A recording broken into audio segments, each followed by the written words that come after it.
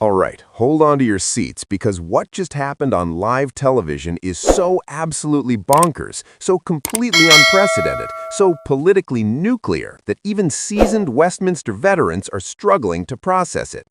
David Lammy, the Foreign Secretary, one of the most senior members of Keir Starmer's cabinet, has just been effectively sacked by Parliament itself after the latest Jeffrey Epstein files resurfaced during a live broadcast, files that apparently contain information so damaging, so explosive, so utterly toxic that MPs from multiple parties essentially revolted and demanded his immediate removal from office. We are not talking about a routine ministerial resignation here. We are talking about a foreign secretary being forced out in real time on live television while new revelations about Epstein connections are being discussed. And Keir Starmer is absolutely panicking because his government is now in free fall, with cabinet ministers dropping like flies and scandals multiplying faster than he can possibly manage.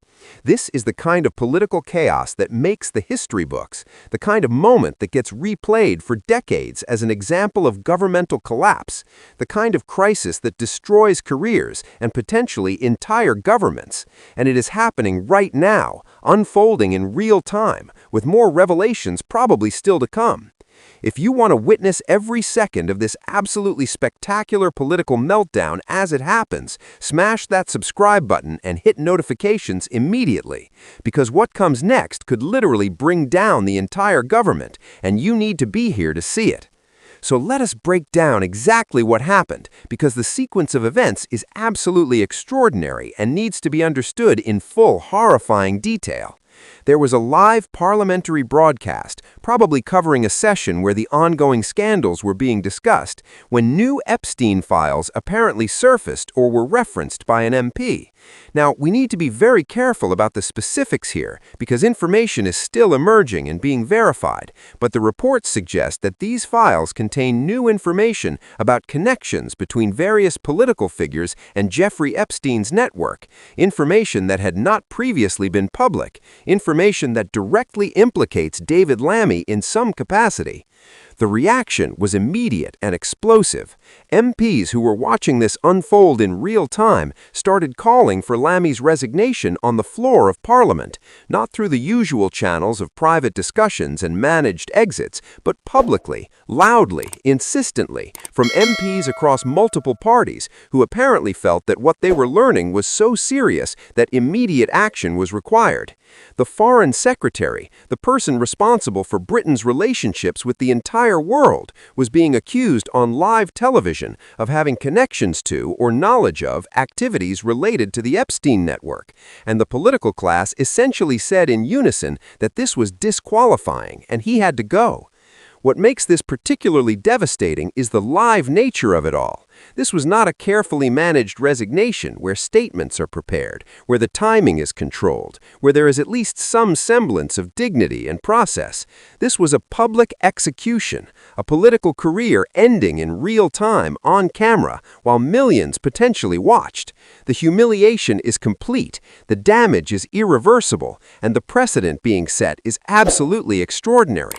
When Parliament itself essentially forces out a cabinet minister on live television, that is a level of accountability and public pressure that we have rarely, if ever, seen in modern British politics.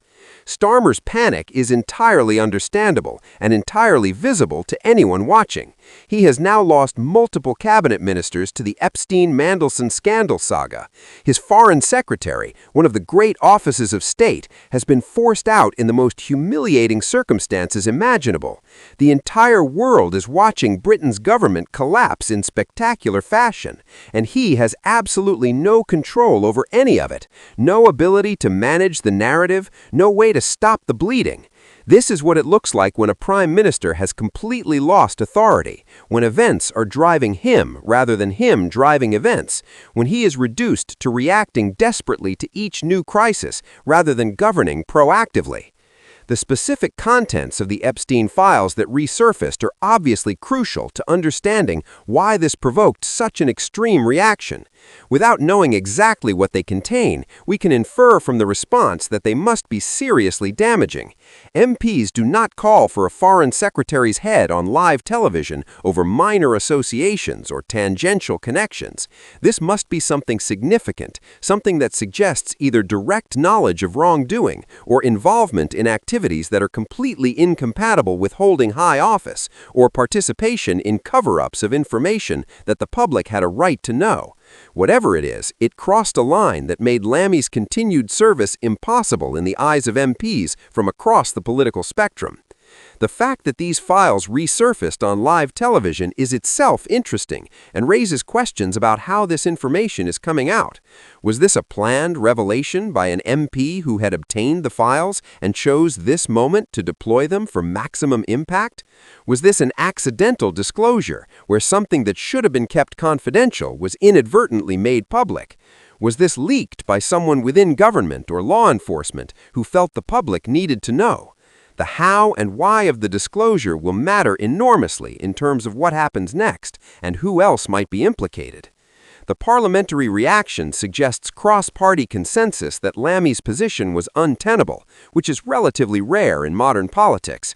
Usually, resignations are fought along party lines, with the governing party defending their minister and the opposition attacking.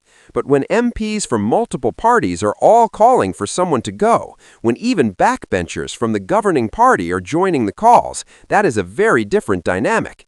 It suggests the evidence or allegations are so serious that normal partisan considerations are being set aside in favor of basic standards of propriety and accountability. David Lammy's removal as Foreign Secretary has massive implications beyond just the domestic political crisis.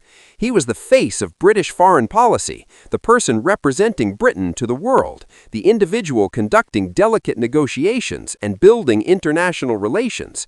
Having him forced out in disgrace over connections to the Epstein network is catastrophically damaging to Britain's international reputation and standing. Foreign governments are going to be questioning whether they can trust British assurances, whether commitments made by Lammy's Foreign Office are still valid, whether Britain is a stable and reliable partner. The damage to our diplomatic position could take years to repair. The process of how Lammy was actually removed is important to understand because it sets precedents for how ministerial accountability works.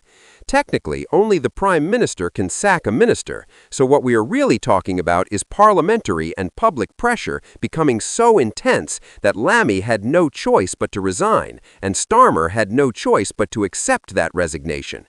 But the speed and the very public nature of it, the fact that this happened in real time on live broadcasts rather than through the usual private negotiations, that is unprecedented, and it changes the dynamics of how ministerial accountability functions going forward.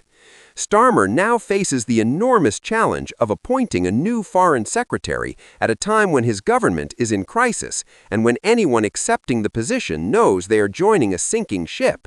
Who wants to become foreign secretary when the previous holder was just forced out in disgrace and the government might collapse within weeks or even days? It is a position that normally would be the pinnacle of a political career, but right now it looks more like a poisoned chalice that could end a career rather than enhance it. Whoever Starmer appoints will face immediate questions about their own background and associations, will be subject to intense scrutiny, and will have to operate with the knowledge that they might be in office only briefly before the entire government falls. The opposition is absolutely savage in their response, as you would expect. Conservative MPs are calling this evidence of systemic corruption within Labour, suggesting that if 2 senior ministers have now fallen to Epstein-related scandals, how many others might be implicated? They are demanding a full independent inquiry into the vetting processes, into who knew what and when, into whether there has been a deliberate cover-up of information that should have been disclosed. Reform UK is using this as further evidence that the entire Westminster establishment is rotten and needs to be replaced. The Liberal Democrats are calling for emergency debates and votes of confidence. But again, most devastating is the reaction from within Labor itself.